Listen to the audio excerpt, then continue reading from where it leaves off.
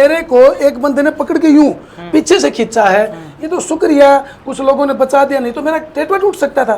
तो मेरे पर जानलेवा हमला कर, नीचे गिरने के बाद भी मेरी गर्दन पर पांव रखा गया है। तो उसमें आप 14 जना का नाम बताओ, उसमें मेन मंजू आजाद है, मेन पहले नंबर पर फायर में मैंने देखा था मंजू आजाद का नाम है। पर उस वीडियो में मैंने जो देखा ना, वो मंजू आजाद तो दूर बैठी थी, वो तो उठी तक भी नहीं। मैंने आप बताओ कि भाई उठ के उसने कही है कि भाई बार बार इस प्रश्न में मुझे जान से मारने की धमकी दी है, और उसने ये तक कहा है कि यदि आपने रवि के खिलाफ मुकदमा लड़ा तो मैं गोली मार दूंगा आपको। अच्छा, नरेश ने सबसे पहले अटैक किया मेरे ऊपर, नरेश ने सबसे पहले मेरे पर अटैक किया। तो फला गांव के लोगों ने ये बताया कि एक्सीडेंट नहीं हुआ है। अच्छा, यहाँ रात को एक नाबालिगा को उठाने आए थे अच्छा, और गाड़ी को फोड़ा गया टक्कर मार के। ये वीडियो देखो, जयप्रकाश दलाल के साथ मेरी फोटो वायरल कर रहे हैं। वो बहुत से कमेंट आ गए। तो अब एक बात सुनो, अब एक बात सुनो, 450 पेज, अच्छा, अच्छा, 450 पेज में से बहुत सारे सबूत ऐसे हैं जो ये बात तय करते हैं कि उन्होंने इस अपराध को अंजाम दिया है। पहले 15-20 दिन पहले दिया और फिर रात को अपहरण करवाने के लिए अपने बंदे भेजे। अपने एक बात भी कौड़ी वीडियो के रवि आजाद के ऊपर कोई भी आंदोलन का केस नहीं है। तो ये क्या मैं मना कर रहा हूँ, आज भी कह रहा हूँ, आप दिखा दो। तो फिर ये टोहाना में क्या था, रवि आजाद की गिरफ्तारी हुई थी, राकेश टिकैत ने उनके खिलाफ में धरना दिया था। मुकदमे नहीं थे ना, तो वो और डिटेन तो रात में 1 बजे जेल के दरवाजे टूटे और विकासी सर्दियों की बात है। वो खेतडाला में होया था, उसको मामला केस दर्ज होया था, उसकी एफआईआर कॉपी भी। हाँ, वो मुझे पता है। तो आप तो कहो कि भाई एक भी मुकदमा नहीं, उसको बात पर बताइए। मैंने तो भाई मेरा आपकी बात अपने भी, आपका प्रश्न बनता है, आपको उठाने चाहिए। रवि आजाद की और आपकी बहुत गहरी मित्रता बताई गई, पर ऐसा क्यों है कि भाई ये बाप उसके खिलाफ मुकदमा लड़ने लग रहे, उसी के कुछ घटना है कि जिस तरह दूर दूर हुए।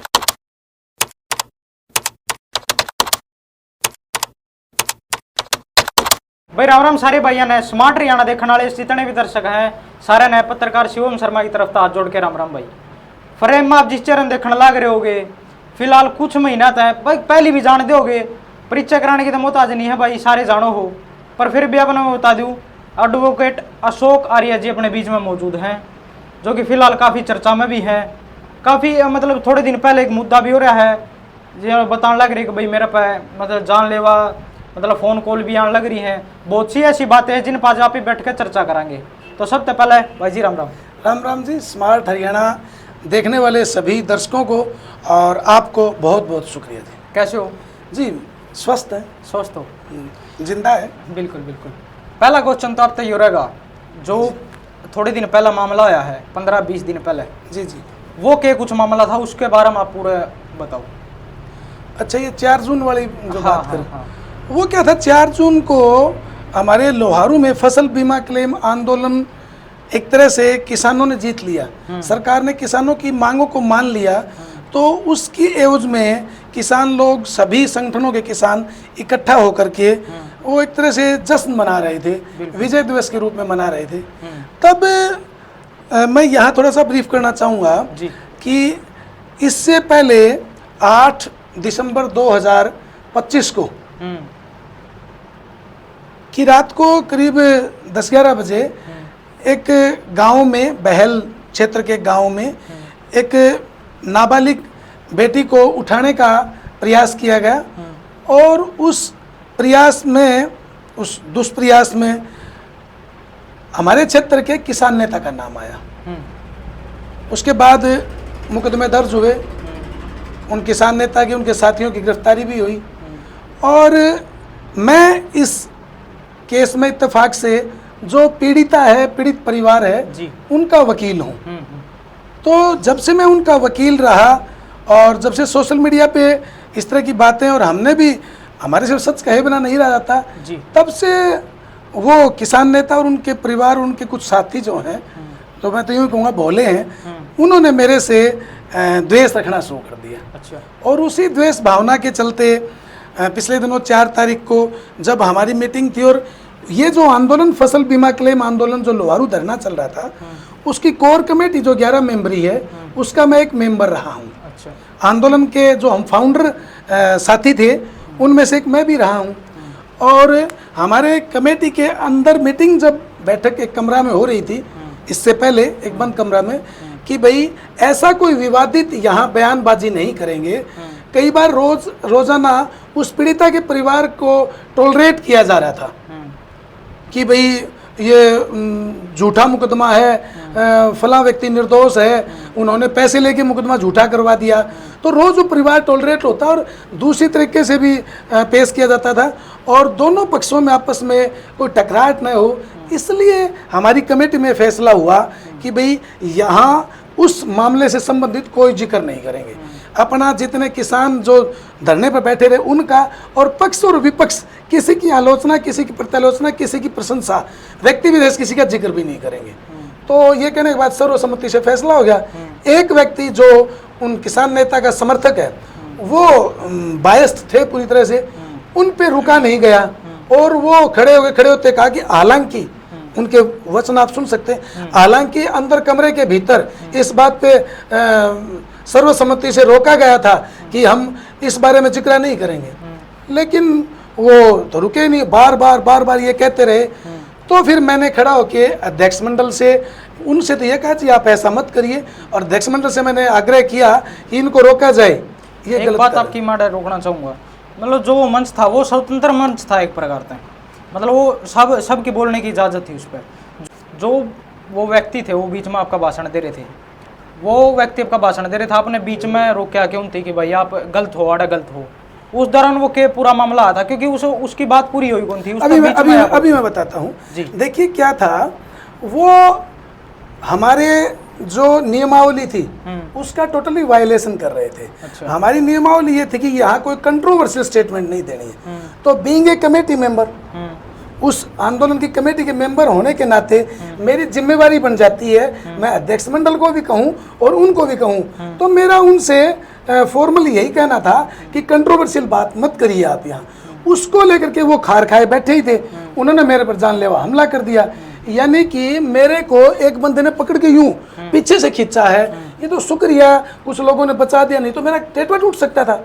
तो मेरे पर जानलेवा हमला कर, नीचे गिरने के बाद भी मेरी गर्दन पर पांव रखा गया है। अच्छा। तो वो द्वेष खाए बैठे थे। इतना ही नहीं पत्रकार महोदय जी, उनमें से एक लड़का बैठा भी था, मैं अपने से ठीक हूँ, जिसने 20 फरवरी को, शायद 20 फरवरी को अभी 2026 में मेरे पास रात को कॉल करके मेरे से बकवास की है। उसने मुझे जान से मारने की धमकी दी है और उसने ये तक कहा है कि यदि आपने रवि के खिलाफ मुकदमा लड़ा तो मैं गोली मार दूंगा आपको। अच्छा, ये तो और रिकॉर्डिंग की बात है, मतलब ये बातें लिखी हुई हैं, उन्होंने भी लिख के दिया है कि भी मैं गुस्से में था और मैंने गुस्से में आके मैंने आपने पर्चा दर्ज भी करवाया था? हाँ, मैंने पर्चा करवाया था। फिर उसके बाद गांव गुआंढ के लोग आगे, देखो पर्चा हम अपनी सुरक्षा के लिए करवाते हैं, गांव गुआंढ के लोग आगे, उन्होंने कहा कि भाई साथी ये मामले को शांत करो, और मैं इस मनसा का, मतलब सामाजिक दबाव आ गया, सामाजिक दबाव लगा, और मेरी खुद की भी ये मनसा रहती है कि मैं किसी भी मामले को खींचूं मत, कंट्रोवर्सी मत बढ़ाऊं। हमारी लड़ाई पूंजीवाद के खिलाफ है, हमारी लड़ाई सामंतवाद के खिलाफ है, हमारी लड़ाई सरकार के खिलाफ है, हम आपस में लड़ना चाहते हैं। इस भावना के साथ मैंने उसको माफ कर दिया। आप बताओ कि भाई आप हमला हुआ है उस दिन जी जी, जो हमला, तो उसके बाद में भी आपने एफआईआर वगैरह करवाई है, वो कितने बंदे पर एफआईआर दर्ज हुई? वो जो 7 लोग 7-8 लोग जो मुझे वहाँ आइडेंटिफाई हो गए थे, और वो आगे, और 8-7 अन्य जो वीडियो में देख देख के आ रहे हैं वो अपने आप हो जाएंगे। तो मैंने 7-8 लोग तो वो जो अन्य हैं और 7 बाई नेम है, उनके खिलाफ मैंने वो पर्चा दर्ज करा। आप अपनी सुरक्षा के लिए कुछ तो करें।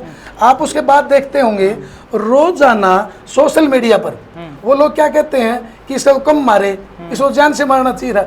अरे भाई मार लो, मेरे मारने से फर्क थोड़ी पड़ेगा यारो। मैं मान लीजिए मर भी गया तो कोई और साहिल वर्गा, कोई और आप वर्गा और विचार उठाना चाहिए। इसलिए जो कमियां हैं उनको दबाओ, अच्छे विचारों को लाओ।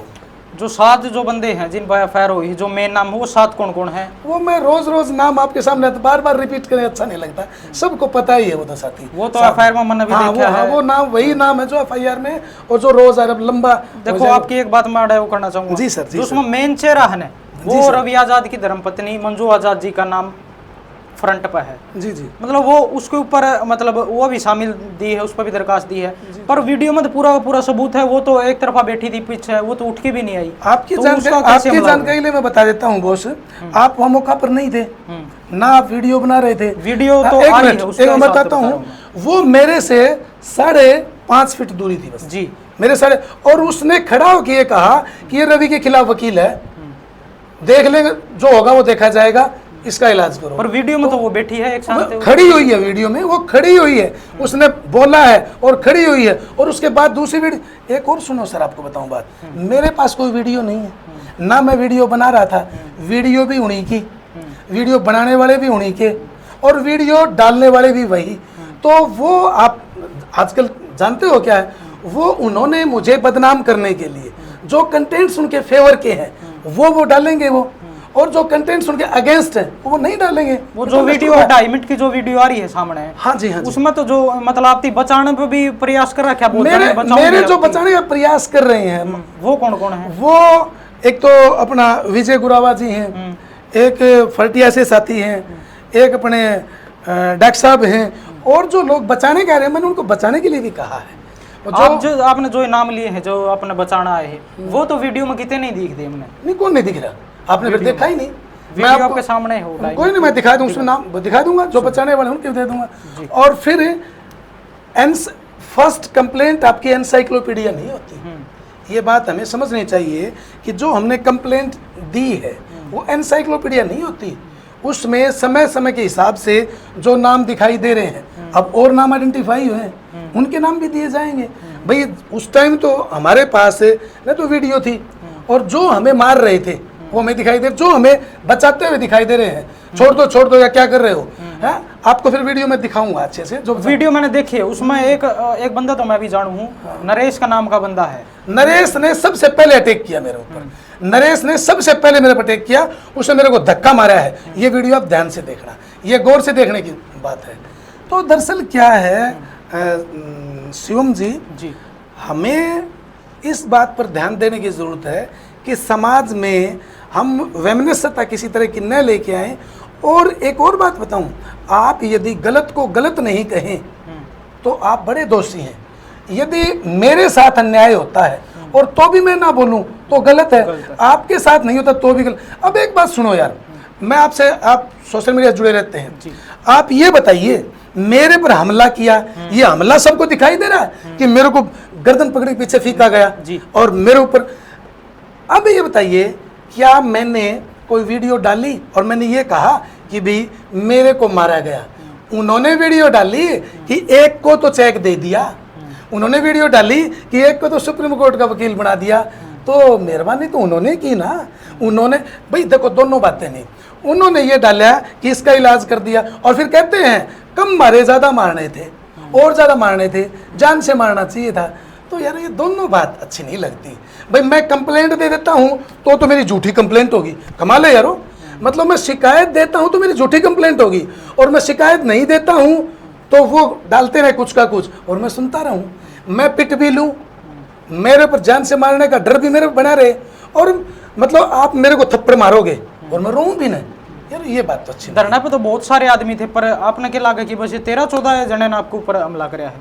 अरे ये तो दिखाई दे रहा है अभी धरने में, जो सारे आदमी को मेरे को अटैक करने लिए थोड़ी था, जो अटैक करने के लिए थे वही तो आएंगे जिनका दुराशय होगा, जिनकी नीयत बद होगी। धरने पे तो बहुत सारे लोग थे, तो अच्छे लोग भी तो हैं धरने पर, अच्छे लोग कुछ एक लोग जो हैं जिनको इंटेंशन जिनकी खराब थी, जिनका आशय खराब था। और मैं तो ये भी कहता हूँ थोड़े दिन बाद ये लोग यूँ कहेंगे कि हमने अशोक पर हमला गलत किया। अशोक गलत नहीं है, मैंने अपने जीवन में कभी किसी का बुरा नहीं सोचा है। मैं समाज को जोड़ने की कोशिश करता हूँ, मेरे ऊपर चाहे कोई कितना कुछ कर ले, मैं न किसी।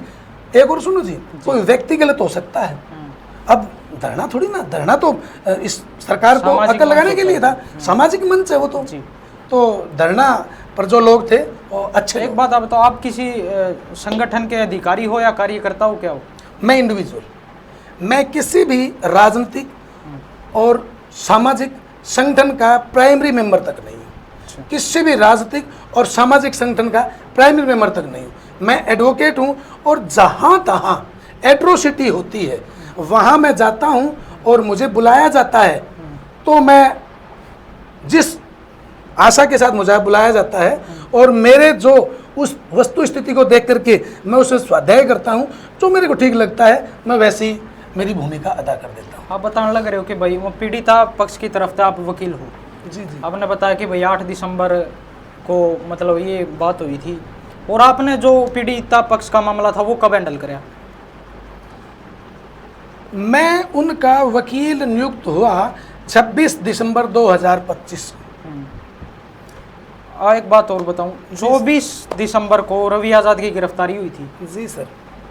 तो उसके बीच में इतने दिन आपने मतलब आप बताओ कि भाई मैं सच का साथ देने लग रहा हूँ, मैंने जो गलत लगा वो बताया। इतने दिन दौरान अगर रवि आज़ाद की गिरफ्तारी वो गलत था तो इतने दिनों के दौरान आप कहाँ थे? आपने क्यों नहीं बताया? अरे भाई मैं वही था। ये बात आपका बहुत अच्छा प्रश्न है जी। आपको मैं साधुवाद देता हूँ, आपने अच्छा प्रश्न किया। जी। क्या था, रवि ने जिस दिन ये गलत हरकत करके और फिर सोशल मीडिया पे एक पोस्ट डाली इसने कि आप सबकी दुआओं से, पहले उसने लिखा कि मेरा भयंकर एक्सीडेंट हो गया और आप सबकी दुआओं से मैं सकुशल बच गया। जी। तो फिर मैंने सोचा यार, किसी आदमी का भयंकर एक्सीडेंट हो जाए और जो आदमी 24 घंटे हर एक काम सोशल मीडिया पे फोटो डालता रहता है, इसने अपनी गाड़ी का एक्सीडेंट होगा फोटो क्यों नहीं डाला? इसने अपने थोड़ी बहुत चोट खरोच का फोटो क्यों नहीं डाला? अपने किसी साथी का क्यों नहीं डाला? तो मैंने उससे संपर्क किया, संपर्क बातचीत हमारी नहीं हुई। उसके साथियों से पता किया, उस गांव में पता किया, और मैंने यूं पता किया कहाँ एक्सीडेंट हुआ, तो उन्होंने थोड़ा क्लू दे दिया। तो पता चला कि फलां गांव में एक्सीडेंट हुआ है। तो फिर मैंने कहा कि क्या एक्सीडेंट हुआ है? तो फलां गांव के लोगों ने ये बताया कि एक्सीडेंट नहीं हुआ है, यहाँ रात को एक नाबालिगा को उठाने आए थे और गाड़ी को फोड़ा गया टक्कर मार के, ये वीडियो देखो। वो वीडियो आ गई। तो फिर मैंने एक पोस्ट डाली, आपने अच्छा प्रश्न किया कि 10-12 दिन क्या थे? मैं बता रहा हूँ, मैंने 10 तारीख को 9 तारीख को एक पोस्ट डाली कि भाई किसी व्यक्ति की गाड़ी का भयंकर एक्सीडेंट हो जाए और वो उस गाड़ी की फोटो वीडियो और खुद की फोटो वीडियो न डाले, ये बात हजम होने वाली थी। तो मैं तो जिस दिन उसने पोस्ट डाल ली, मैंने कह दिया था कि भाई क्लियर करो, हो गया उस दिन। फिर उसके बाद में लगातार वो विधि विरुद्ध जमावड़ा करते रहे, वो ये करते रहे। मैं उस टाइम तक अपने से, देखो मैंने ये कहा कि भाई बीती ताई बिसार दे आगे की सुध ले, मैंने कहा साच को आँच नहीं, मैंने कहा है कि भाई झूठ ज़्यादा दिन नहीं चलती, इस तरह की मैंने पोस्टें डाली हैं। आपने पोस्ट डाली कि भाई आप 26 तारीख ने आपने उनका केस हैंडल कराया, उससे पहले केस हैंडल क्यों नहीं कराया? क्या कारण था? अरे भाई हम नहीं कर सकते, आपको कोई अप्रोच करेगा तभी तो आप करोगे। आप जाके किसी के गले पड़ जाओगे क्या कि लाओ भाई आप मेरे को केस दो? आपको कोई अप्रोच करेगा तभी तो आप आओगे वकील। मेरे पास 26 तारीख को जब उनकी कोई बेल एप्लीकेशन लगी हुई थी शिवम जी, उस बेल एप्लीकेशन पे आर्ग्यू करने के लिए पीड़ित पक्ष ने मेरे से अप्रोच किया कि हम आपको वकील अपॉइंट करना चाहते हैं, आप हमारे वकील होइए। तो ही तो मैं वकील होऊंगा यार, यूं थोड़ी ना मैं पीछे पड़ के वकील थोड़ी बन जाऊंगा। नहीं, वो तो एक सामाजिक भी है। तो सामाजिक है तो सुनो सर, सामाजिक है तो उन्होंने पंचायत बुलाई, हम उस पंचायत के नाम पे पंचायत बुलाई और हमने देखा कि भाई ये पंचायत नहीं, पहले पोस्ट डाल रहे थे कि भाई इसके समर्थन में, किसान नेता के समर्थन में आप ज्यादा लोग इकट्ठे हो।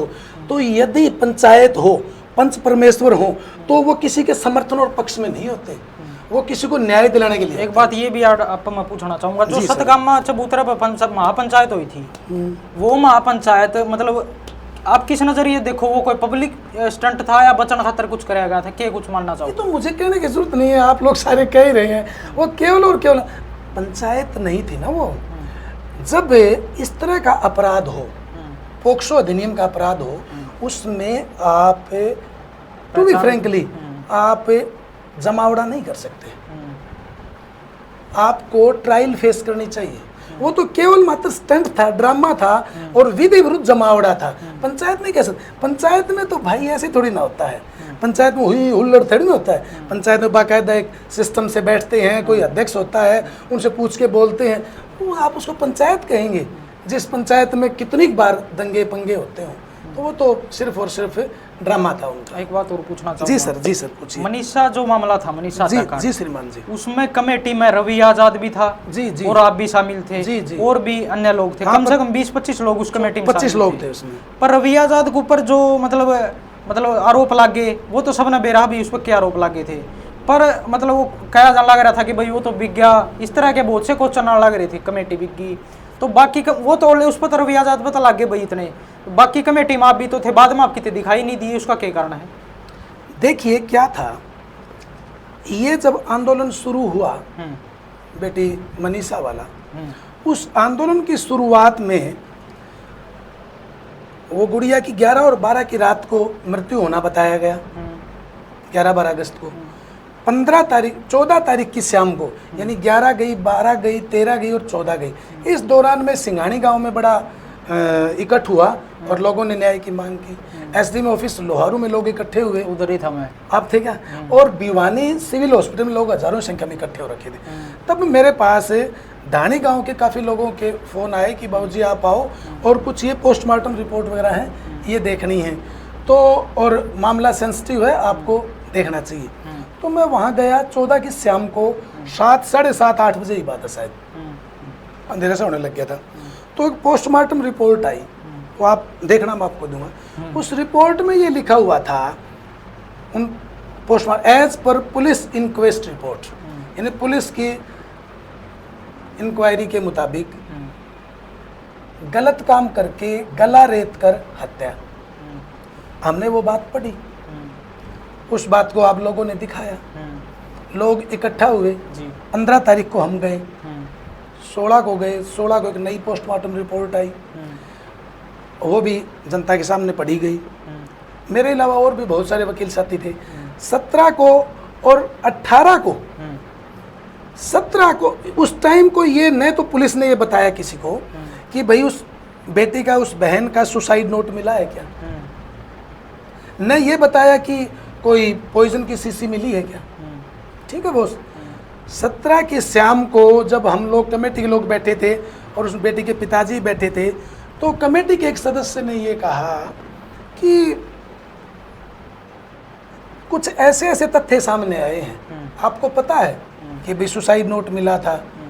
भला जी उनके गार्जियन ने बताया, जी हाँ। तो आपने उस दिन क्यों नहीं बताया? जी ध्यान में नहीं रहा। अच्छा सुसाइड नोट मिला है, हमें आश्चर्य हुआ। अरे भाई अच्छा, और बोला पॉइजन की शीशी मिली है, तो नोला जी ये तो पुलिस बताती। अब एक बात सुनो, वो 18 तारीख की फिर वहाँ से पोस्टमार्टम रिपोर्ट पढ़ के आते हैं वो पीजीआई से, और वहाँ ये कहते हैं कि भी इसके पेट में जहर मिला है, ये है, ये स्थिति है। अब उस समय हम यदि यूँ कहें कि नहीं ये गलत है, ये गलत है, तो दंगा भड़कता ना और विवाद होता ना। हमारी बात ये हुई कि 19 तारीख को सुबह प्रशासन बैठ करके ब्रीफ कर देगा, क्या कर देगा कि भाई मामला ऐसा है। लेकिन उसी दौरान नेताजी पर डटा घूम गया, रात ने लेके माई कर लग गए। तो हमने कहा भाई देखो हम गलत काम के सीढ़ी नहीं है, हमने कहा कि हम अपने मत्थे क्यों ले भाई, ये बात प्रशासन का है, प्रशासन सामने रखेगा।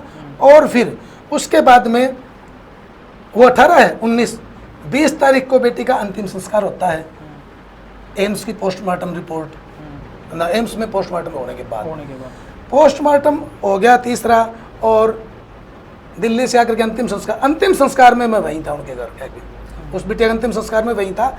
वो गांव के 2-3 सरपंच हैं, वो एक मेरे साथी हैं दिनेश जी हैं, वहाँ मेरा इंटरव्यू भी हुआ है, 2-3 इंटरव्यू भी हुआ। अंतिम संस्कार तो पहले तो बखेड़ा हो लिया था। हाँ वो तो हमें पता है ना, हो लिया था काफ़ी, एक दिन तक वहाँ और डेड बॉडी को वहाँ रखा गया है, लेकिन हो गया।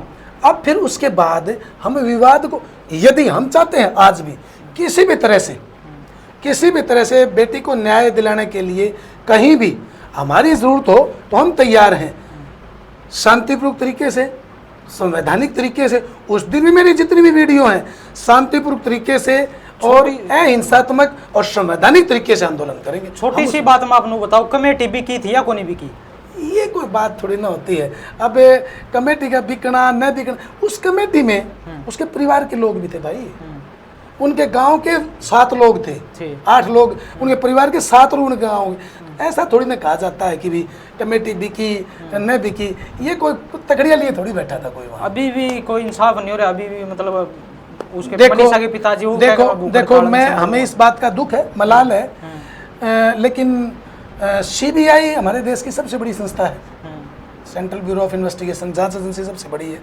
और सीबीआई क्यों डिस्क्लोज नहीं करी? जितनी जो बात है वो तो कम से कम कर देनी चाहिए सीबीआई को। भाई जो जहाँ तक उनकी स्टेटस रिपोर्ट है वो तो उनको बता देना चाहिए, ताकि लोगों का जो संशय है, भ्रम है, वो दूर हो। तो हम इस बात के लिए सरकार यदि कोई सुनती हो आपके चैनल के माध्यम से तो क्लियर करना चाहिए।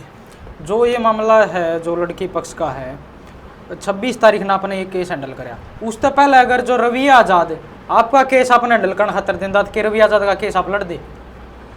देखिए यहाँ दो बात हैं, हम एक वकील हैं और वकील के पास जो भी क्लाइंट आएगा उसका मुकदमा वो लड़ेगा। मैं तो आपकी जानकारी के लिए बताता हूँ, जिस दिन रवि के पहले जो साथी हैं जिस दिन गिरफ्तार हुए उसी दिन उन्होंने वकील अपॉइंट कर लिया था, ठीक है। और जिस टाइम मैंने पहले दिन ये कहा कि भाई भ्रामक बयानबाजी मत करो, आप सच्चाई लिखो कि गाड़ी को फोड़ा गया है या एक्सीडेंट क्यों बता रहे हो आप, कभी नीलगाय आ गई, कभी कुत्ता आ गया, कभी रोज आ गया, ऐसे थोड़ी ना होता है। तो उन्होंने तो मेरे से उसी दिन राइवलरी रख ली थी, उनका तो उनके जो साथी हैं उन्होंने मेरे खिलाफ कमेंट करने शुरू कर दिए थे, तो उनका तो मेरे को वकील अपॉइंट करने का कोई औचित्य ही नहीं था। वैसे हम वकील हैं तो किसी ने, अब भी होता है, हम भिवानी में मुकदमे लड़ते हैं तो कभी हम अक्यूज के मुलजिम होते हैं और कभी हम पीड़ित के वकील होते हैं। आपके ऊपर भी काफी वीडियो वायरल होने लग रही है, मनीषा हत्याकांड मामला आपने भी भड़काऊ वीडियो डाली है आपकी, वो वीडियो वायरल भी होने लग रही है, उसमें ऑर्गन निकाल रखे थे, इस तरह की बहुत सी बातें हैं, मतलब उसे खराब करने का खातिर मतलब आपने देखिए वो मेरी छवि खराब करने के लिए कुछ लोग प्रयास कर रहे हैं। यानी कि मैं आपके पास कोई कागज है और मैं उस कागज को न पढ़ूं, मैंने बिल्कुल सही पढ़ा है, मैं न पढ़ूं, यदि मैं यूं कह दूं कि भाई इसमें ये नहीं लिख रखा, कि वो लिखी हुई बात पढ़ी ना मैंने, अपने पास से नहीं पढ़ी, उसमें लिखा हुआ है कि गलत काम करके गला रेत कर हत्या, और मैं उसमें यूं कह दूं कि बहुत शांतिपूर्वक तरीके से सुत्ती मिली, वो गला कटा हुआ नहीं है, गला घाव नहीं है, गले पर कोई चोट का निशान नहीं है, तो मैं गलत हूं। लेकिन जैसा लिखा हुआ है वैसा मैं पढ़ रहा हूं तो गलत नहीं हूं। मेरे अलावा 50 वकील और धरने पर रहते थे। क्या उस पर ये लिख रखा है? यदि मैं गलत पढ़ता हूं कोई तो उसी टाइम काउंटर कर देता, नहीं भाई बाबूजी आपने ये गलत पढ़ी, ये ठीक लिखी है। क्या उसमें ये चीज लिख रखी थी, उसके ऑर्गन गायब, उसके बच्चेदानी गायब है, ये जो सुनो, जो पहली रिपोर्ट है उसमें ये लिखा गया जैसे आंखें, पुतली, ये फला फला ऑर्गन मिसिंग, तो मिसिंग का हिंदी क्या होगा? गायब होगा। तो मैंने यदि मिसिंग बोलना था और उसमें तो मिसिंग बोलता है तो कमियां निकालने में तो अंग्रेजी बोल रहा है, और मैंने मिसिंग का हिंदी बोल दिया, लेकिन उस वीडियो को भी गलत तरीके से चलाया जा रहा है। अब मैं जो बोला, मैंने कहा कि भाई आश्चर्य की बात है कि एक पोस्टमार्टम रिपोर्ट, देखो ये समझने वाली बात है, एक जैसे ये पोस्टमार्टम रिपोर्ट है और ये पहली पोस्टमार्टम रिपोर्ट है, हालांकि हम विषय से भटक रहे हैं, बट कोई बात नहीं, आपकी क्यूरी है तो थोड़ी बात, हाँ कोई, यानी कि इस पोस्टमार्टम रिपोर्ट में जब कोई सस्पेक्टेड ऐसे डेड बॉडी मिलती है, कोई महिला की मिलती है और उसमें ये संदिग्ध परिस्थितियां हो कि भाई रेप के कंटेंट हो सकते हैं, तो पूरी बॉडी को साफ किया जाता है, ठीक है साहब, और साफ करने के बाद में उसको पैक किया जाता है। पहली बार का ये है, और दूसरी बार जब बॉडी वहाँ गई और दूसरी पोस्टमार्टम रिपोर्ट आई, अब उसमें ज़्यादा नहीं, उसमें लिखा है कि बॉडी के ऊपर मड पड़ा हुआ है, कीचड़ पड़ा हुआ है, घास पड़ा हुआ है। जब बॉडी को पूरी, बस इतना ही प्रश्न करूँगा, जब बॉडी को पूरी को नीट एंड क्लीन कर दिया, बॉडी को पैक कर दिया, तो फिर उसके ऊपर घास और कीचड़ के निशान कहाँ से आ गए भाई? सही बात है। इसका मतलब खामियां सिस्टम में रही हैं, और हमारे जैसे लोग यदि खामियों को उठाएं तो उनमें से कमियां निकालने वाले, मैं तब तो बहुत अच्छा लग रहा था इनको बोलता हुआ, तब तो बहुत अच्छा लग रहा था इनको बोलता हुआ कि अशोक सच्ची सच्ची बातें पढ़ता है। उस दिन तो इसके समर्थकों ने ये नहीं कहा कि तू ये क्यों पढ़ रहा है, ये वहीं बैठा था, बोल देते भाई। पोस्टमार्टम रिपोर्ट तो पब्लिक आम हो रखी थी उस दिन, कम से कम 100 लोगों के पास थी उस दिन पोस्टमार्टम रिपोर्ट, जो मैं पढ़ रहा था वही सबके पास थी। पोस्टमार्टम की रिपोर्ट की कॉपी हुई सैकड़ों उस दिन, तो पढ़ के बता देते हैं। लेकिन आज उसको इस तरह से पेश करके, कभी यही क्यों, एक प्रश्न और शायद छूट गया आपके साथ, मेरी जयप्रकाश दलाल जो पूर्व मंत्री हैं, वो फोटो वायरल आप पूछ रहे, भूल गए, मैं बताता हूँ। जयप्रकाश दलाल के साथ मेरी फोटो वायरल कर रहे हैं, वो बहुत से कमेंट आ गए। तो अब एक बात सुनो, अब एक बात सुनो, मैंने क्लियर कर दिया कि मैं किसी राजनीतिक पार्टी का प्राथमिक सदस्य तक नहीं हूं, और मैं अब भी, पहले भी, और मैं लगातार भारतीय जनता पार्टी की नीतियों का विरोध करता आया हूं, लगातार आरएसएस के कार्यक्रमों का विरोध करता आया हूं। तो जो बीजेपी का, अब मैं बताऊंगा, मेरा 8-10 साल पहले एक्सीडेंट हुआ था। अच्छा। मेरा गर्दन टूट गई थी, मेरा ये घुटना टूट गया था, ये कंधा टूट गया था। मेरे साथ 5 लोग अब इस धरती पर नहीं है, वो मर गए थे। मेरा मेजर एक्सीडेंट हुआ और काफ़ी लोग मेरे को टेलीफोन करके दुआएं मांग रहे थे। उन दिनों में जयप्रकाश दलाल के किसी साथी ने मेरे से संपर्क किया कि जयप्रकाश दलाल जी आपके पास कुशलक्षेम पूछने आ रहे हैं। 10 तारीख की बात है, मेरे बेटे का जन्मदिन था। ठीक है सर, मेरे बेटे का जन्मदिन था, 10 तारीख की बात है अक्टूबर की, और उस जन्मदिन के दौरान घर में सारे फंक्शन थे। वो मेरे घर आता है, मैं जयप्रकाश दलाल का सरेआम विरोध करता हूँ। जितना खिलाफ मैं बोल रहा हूँ ना, मेरी वीडियो उठा देख लेना तुम, इतना खिलाफ कोई नहीं बोल रहा होगा लोहारू हल्का में, मैं उसे खिलाफ बोल रहा हूँ। उसके बाद भी, उस वीडियो के बाद, उस फोटो के बाद भी, मेरे घर आओगे आप, मेरे घर आओगे, आओ बैठो पियो पानी, 3 चीज मोल नहीं आनी, माऊंगा बुलाऊंगा बैठाऊंगा, और मेरे पास जो होगा मैं आपको दूंगा। मैंने उनके गले में माला डाल, मैं यूं भी कह सकता हूँ कि AI जनरेटेड है, मैं झूठ तो नहीं बोल रहा, 1 ही मिनट लगेगा मेरे को। मतलब आपने वो पटका पहना था? नो सुनो, मैंने उनके गले में माला डाली, इससे आगे मुझे कुछ ध्यान नहीं है। और सुनो, फिर उसके बाद में अगले महीने भर बाद में, 2 महीने भर बाद में, बहल में कोई मूवमेंट था मैंने सरकार के खिलाफ, जयप्रकाश दलाल के खिलाफ। उसके बाद यदि कभी, आज किसान आंदोलन तो बहुत अच्छा लगा करता मैं, इस आंदोलन में, बीमा क्लेम आंदोलन में सबसे ज्यादा दलाल को उल्टा सीधा भला बुरा तो मैंने कहा है, अब तक कहता आया हूं कि दलाल साहब तेरा हिस्सा था इस कंपनी में, बोर्ड ऑफ डायरेक्टर्स होता है, कानून के हम विद्यार्थी हैं तो हम गलत बात भी नहीं कह सकते। लेकिन हमने क्यों कही ये बात, मैंने इसलिए कही दलाल को ये बात कि दलाल उस टाइम मंत्री था जब ये बीमा क्लेम रुका, तो मैंने खुद ने, मेरी सैकड़ों वीडियोस मिल जाएंगी आपके पास, लोगों के पास, आपके पास भी, तो मैं कहता था कि आपने, आपकी वजह से, और आपके बेटे का हिस्सा है, हम ये बात कहा करते। तो ये बात तो वो नहीं बता रहे, बट कोई बात नहीं। पिछले केस पर वापिस आओ, आपकी एक वीडियो में सुने हैं कि भाई रवि आजाद जो मतलब लड़की है उसके साथ में 38 मिनट बात करी हैं, 300 बार फोन कॉल हुए हैं, इसके बारे में? ऐसा है जी, ये बात सीक्रेट है, इन बातों को मत पूछिए, और सारे काम हो रखे हैं, सारे सबूत हैं, उनके सारे साथियों के, और सब बातें हैं, ये बातें फाइल की हैं, फाइल में रहने दो।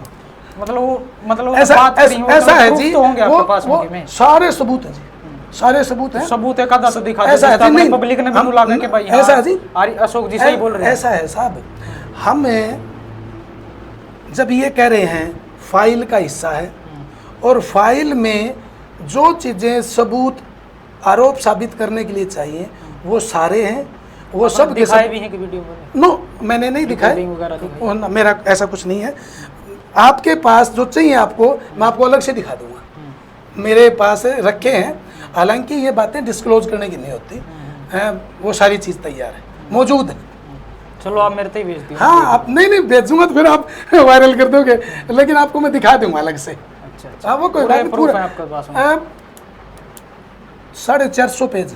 अच्छा, 450 पेज में से बहुत सारे सबूत ऐसे हैं जो ये बात तय करते हैं कि उन्होंने इस अपराध को अंजाम दिया है, पहले 15-20 दिन पहले दिया, और फिर रात को अपहरण करवाने के लिए अपने बंदे भेजे। अपने एक बात भी कौड़ी वीडियो में कि रवि आजाद के ऊपर कोई भी आंदोलन का केस नहीं है, तो ये क्या मैं मना कर रहा हूँ? आज भी कह रहा हूँ, आप दिखा दो कोई आंदोलन केस, दिखा दो ना। 2 केस हैं। कौन से? दो, एक तो है सीकर में कोई पेट्रोल पंप का, उस पर तेल का विवाद था, वो है, और दूसरा है ये मुकदमा।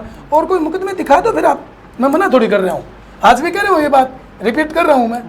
तो टोआना मुकदमे सुनो जी, मुकदमे सुनो जी, मुकदमे सुरेश कोंत के खिलाफ, मुकदमे वो पगड़ी संभाल चट्टा वाला कामेड साहब है उसके खिलाफ है, मंगेश चौधरी के खिलाफ है, आपका अपना जो तो फिर ये टोहाना में क्या था, रवि आजाद की गिरफ्तारी हुई थी, राकेश टिकैत ने उनके खिलाफ में धरना दिया था, मुकदमे नहीं थे ना, तो वो और डिटेन तो रात में 1 बजे जेल के दरवाजे टूटे और विकासी सर्दियों की बात अरे सर वो आप फिर नहीं, वो क्या तो डिटेन किया जाता है, वो डिटेन करते हैं उनको, और डिटेन तो ऐसे बहुत टाइम करते हैं। कोई ऐसा किसान आंदोलन का मुकदमा ऐसा कोई नहीं है, वो आंदोलन जब चलते हैं तो डिटेन बसों भर इसमें भी खेतड़ में भी हुआ था एक मामला, गाय के ऊपर का हुआ था, लाठी का पुलिस लाठीचार्ज हुआ था, उसमें एक गरीब किसान की मृत्यु भी हो गई थी, और उसमें भी संगीन धारा के मामले में रवि आजाद और बहुत जना एफआईआर दर्ज हुई थी।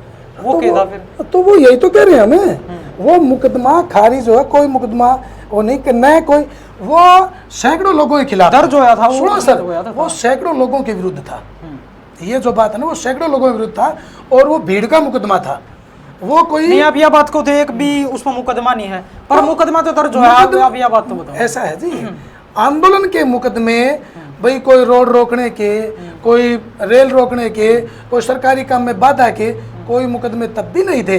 ये कहते हैं कि सैकड़ों मुकदमे थे, लाओ लिस्ट फिर सैकड़ों मुकदमों की, लाओ तो ये एक ही है यो, फिर एक में 100 में फर्क होता है, एक ही मुकदमा है नहीं ये डिटेन तो लोग रोज कल आंगनबाड़ी वर्करों को भर भर बसों में ले जाया करते, इनको सफाई कर्मचारी बसों में भर भर ले जाया करते। खेत डाला में तो होया था, उसको मामला केस दर्ज होया था, उसकी एफआईआर कॉपी भी हाँ वो मुझे पता है, लेकिन एक में और सैकड़ों मुकदमे में फर्क होते हैं। झूठ बोलने ना तो वो सोचना चाहिए। मैंने पहले भी एक बात कही थी, दो मुकदमे और एक मुकदमा और से, मैंने ये बात पहले भी कही थी, और एक में और सैकड़ों मुकदमे में फर्क होता है भी, किसानों की झूठी फर्क तो होता है, वो बात मैंने आपकी मान ली, आपने को भाई उस पे एक भी एक तो नहीं, मेरा ये रहा कि एक मुकदमा, 2 मुकदमे ये हैं और एक मुकदमा उनका और उसको छोड़े कोई मुकदमे नहीं है, और वाजिब ऐसे सैकड़ों मुकदमे बताएं हम, एक तो सैकड़ों मुकदमे बताएं और एक मुकदमा बताएं, उसमें फर्क हो जाता है ना। नहीं मेरा तो आप तो कहो कि भाई एक भी मुकदमा नहीं, उसको बात पर बताइए, मैंने तो भाई मेरा आपकी बात अपने भी आपका प्रश्न बनता है, आपको उठाने चाहिए। अब थोड़ी देर पहले आप ये बताने लग रहे थे कि मेरे तो एक फ़ोन कॉल भी आया था जिस पर मेरे जान तमान की धमकी दी थी, उसके बाद में आप बताओ कि भाई वो सामाजिक दबाव के कारण वो मतलब उसने कबूलनामा कर लिया और वो रफा दफा कर दिया, कि जो ये मामला ही हो रहा है यो भी सामाजिक दबाव कराओ, तो आप इस पर क्या विचार करोगे? देखिए साथी, ऐसा है, आदमी समाज से बड़ा नहीं है, मैं कोई समाज से बड़ा थोड़ी ना हूँ, मैं सामाजिक प्राणी हूँ, मैं समाज में रहता हूँ, न्यायालय भी समाज है, न्यायालय भी समाज का एक हिस्सा, वो अलग से नहीं है। तो अभी क्या है, देखो रिपीटेशन हो जाती है, पिछले दिनों उसने मेरे को धमकी दी, अब उन्होंने मेरे पर हमला कर दिया, तो देखो विचार तो किया ही जाएगा, इस पर हमें विचार तो करना चाहिए कि हम पूर्वानुभवों को ध्यान में रखते हुए आगे कोई नया कदम। जो भी 14 जना पर एफआईआर दर्ज हो रही है, आगे का के कुछ रहेगा, वो तो कानून का काम है, जांच एजेंसियों का काम है, उनको करना है। हमारा काम होता है जी सूचना देना। मैंने जो मेरे को हूबहू सूचना मिली, मैंने वो सूचना पुलिस के समक्ष रख दी, अब पुलिस का काम है जी। एक कन्फ्यूजन तो मेरा ये बताई है, जो उसमें आप 14 जना का नाम बताओ, उसमें मेन मंजू आज़ाद है, मेन पहले नंबर पर एफआईआर में मैंने देखा था मंजू आज़ाद का नाम है, पर उस वीडियो में मैंने जो देखा ना वो मंजू आज़ाद तो दूर बैठी थी, वो तो उठी तक भी नहीं। मैंने आप बताओ कि भाई उठ के उसने कही कि भाई बार बार इस प्रश्न को कर रहे हैं, लंबा जाएगा। मैं यूं कह रहा हूं कि आप वहां नहीं थे, मैं वहां मौजूद था, और मैंने सुना है उन्होंने ये बात कही है। मेरा यही कहना है, मैंने ये नहीं कहा उसने मेरा थप्पड़ मारा, मैंने ये भी नहीं कहा उसने मेरा गला घोटा, मैंने उससे ये भी नहीं कहा कि उसने पकड़ के धक्का दिया। जो मेरे जिस तरह कोई तो सबूत होना चाहिए, जिस तरह 14 जना में आपने धक्का मारता भी दिखा है वीडियो में, पीछे उसको मैंने सुना है, मैंने सुना है। आपकी प्रतिक्रिया है? मैंने प्रतिक्रिया नहीं है, मेरे कानों से मैंने सुना है, वो मैंने कहा है। अब एक बात सुनो, कल कोई वीडियो नहीं आती, ये वीडियो तो मेहरबानी है उनकी, उन्होंने वीडियो डाल दी आपको और हमारे को दे दी, नहीं तो तमन्नत के ब्राउन ने डाली, किसने डाली? हमारे तो वीडियो नहीं, वीडियो उन्हीं ने डाली है। आप पहला फोन देख लो किसका फोन से डली है, और 2 दिन बाद डली है। हमारे एक बात सुनो, हमारे पास कहाँ से वीडियो आई? उन्होंने वीडियो डाल दी, नहीं तो शायद आप फिर ये बात भी नहीं मानते कि आपके साथ झगड़ा हुआ है। आपके प्रश्नों के मुताबिक तो आप ये भी नहीं मानते, वीडियो आएगी उतनी मानोगे।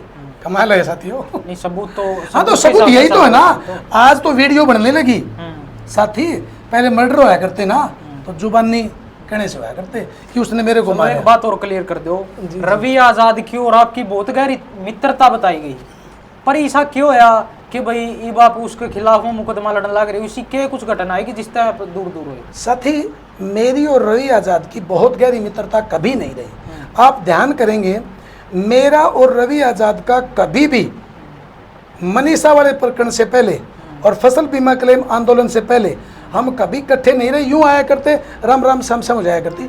हमारा कोई बड़ी मित्रता नहीं, न हमारी कोई दुश्मनी रही। वो मेरे से मिला था भाई साहब राम राम, मैं उसने कहा भाई रवि राम राम, इतनी रहा करती। और जब मनीषा वाले मामले में रवि के खिलाफ कई बातें ऐसी आई तो मैं खुद रवि का वकील बन करके और मैंने रवि के पक्ष में उसकी वकालत की है। अब एक बात सुनो, आप एक तरफ तो न्याय की और समानता की बात करते हो, एक तरफ आप ये कहते हो कि हमारी फसलों का बीमा खाया गया और उसके लिए हम लड़ाई लड़ रहे हैं। एक तो कहते हो वर्ल्ड ट्रेड डील जो हो रही है वो गलत, उसके खिलाफ लड़ाई लड़ रहे हो, और एक तरफ आपकी आंखों के सामने आपका सगा भाई भी। एक बात सुनो यार, अजय सिंह चौटाला जी और अभय सिंह चौटाला जी तो सगे भाई हैं और उनका आपस में विवाद चल रहा है। चौधरी बंसीलाल जी के दोनों बेटे चौधरी सुरेंद्र सिंह जी और चौधरी रणबीर सिंह महेंद्रा जी, उनका आपस में डिस्प्यूट चल रहा है। उनकी तो कोई दुश्मनी नहीं है ना, उनकी तो हमारी कोई दुश्मनी नहीं है। मेरी डिस्प्यूट चल रहा है, डिस्प्यूट कोई डिस्प्यूट नहीं है। मैं कैमरे के सामने कहता हूँ, मेरा और रवि का कभी तू मैं भी नहीं हुई, कभी तू मैं नहीं हुई।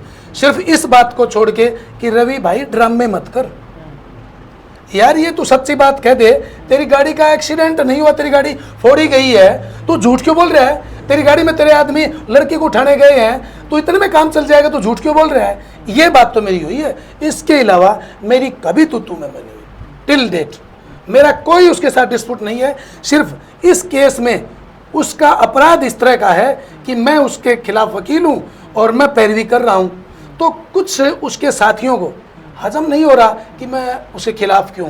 मैं रवि के खिलाफ नहीं हूँ साहिल जी, मैं शिवम जी, मैं रवि के खिलाफ नहीं हूँ, मैं उसके उस अपराध के खिलाफ हूँ। और उसने अपराध एक नहीं, रिपीटेशन की अपराध की करता गया 15-10 दिन तक। मैं तो उसके खिलाफ हूँ।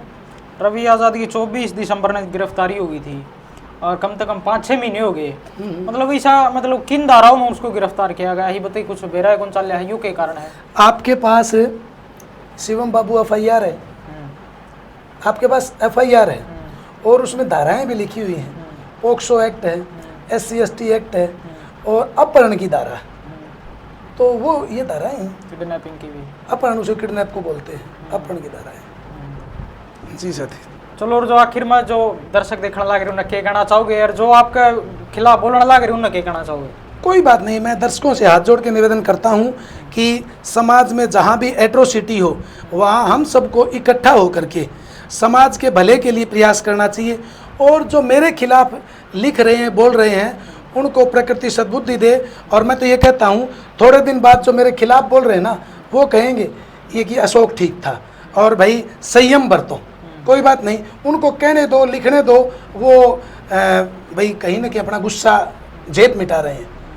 यानी कि आपका विरोध वही करते हैं, वो मेरे प्रशंसक हैं, जो वो आपकी योग्यता को तो मानते हैं, वो मेरी योग्यता को तो मानते हैं, लेकिन मेरी प्रशंसा कर नहीं पा रहे वो किन्हीं कारणों से, तो मेरी आलोचना करते हैं। चलो आखिर में एक बात और क्लियर कर दो, मतलब कब तक नु बेरा चल जाए कि भाई रवि आजाद इतनी सजाई है, कुछ बेरा नहीं पाटा, हालांकि उतनी जेल में रखा जाने लग रहा है।